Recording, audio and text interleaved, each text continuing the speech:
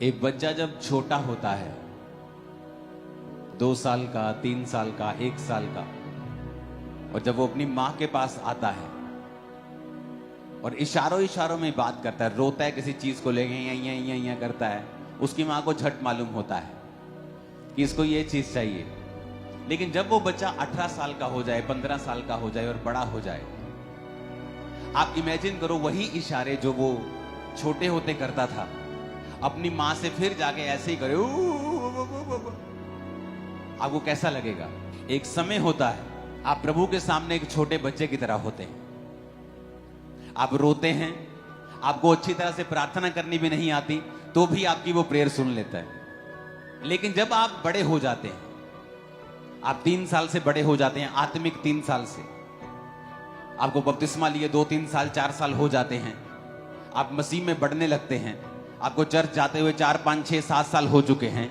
अब अगर आप फिर से वो यही करोगे, परमेश्वर आपकी प्रार्थना को नहीं सुनेगा, बल्कि वो आप पर गुस्सा करेगा। और लोग कई बार क्वेश्चन करते हैं कि मैं जब पहले प्रार्थना मसीह में, जब मैं नया नया आया था ना, मैं प्रार्थना करता था ना, मेरी प्रार्थना सुनी जाती थी, मैं हील होता था। लेकिन अब मुझे ऐसा लगता है कि परमेश्वर मेरी प्रार्थना को सुनता नहीं। शायद वो नए नए लोगों को हील करता है, ऐसा नहीं है। आपको मांगना आना चाहिए, आपको जो कुछ चाहिए, आपको वही चीज स्पेसिफिकली, वो चीज आपको उन्हीं शब्दों में प्रभु से मांगनी पड़ेगी, और उसके लिए आपको बाइबल पढ़नी पड़ेगी और ये देखना पड़ेगा कि जो चीज मुझे चाहिए वो बाइबल में एग्जैक्टली कहां लिखी है। क्योंकि अगर मैं ऐसा नहीं करूंगा तो अब यही रोने से, चिल्लाने से, करलाने से परमेश्वर मेरी प्रार्थना को नहीं सुनेगा।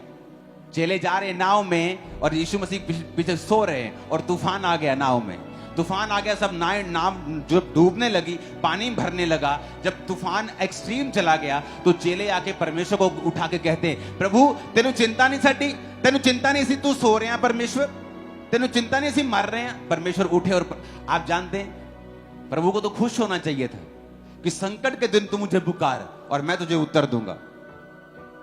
प्रभु को तो खुश होना चाहिए कि हाँ मेरे बच्चों आओ मेरे पास, मैं यही चाहता था कि तुम मेरे पास आओ। लेकिन बाइबल कहती परमेश्वर उनसे नाराज हुए, यीशु मसीह उनसे नाराज हुए, और प्रभु ने कहा, हे अल्प विश्वासियों, हे थोड़े विश्वासियों, तुम्हारा विश्वास कहां है? आप सोच सकते हैं कि उन्होंने तो प्रभु को पुकारा है, कोई शारीरिक मदद के लिए नहीं पुकारा, उन्होंने प्रभु को गाली नहीं निकाली, प्रभु को उठाना भूल नहीं गए, पुकारना नहीं भूले, लेकिन फिर भी परमेश्वर उनसे नाराज हुआ। और बाइबल कहती परमेश्वर उठे और कहा उस पानी को, शांत रह और थम जा। लिखा आंधी थम गई और पानी शांत हो गया।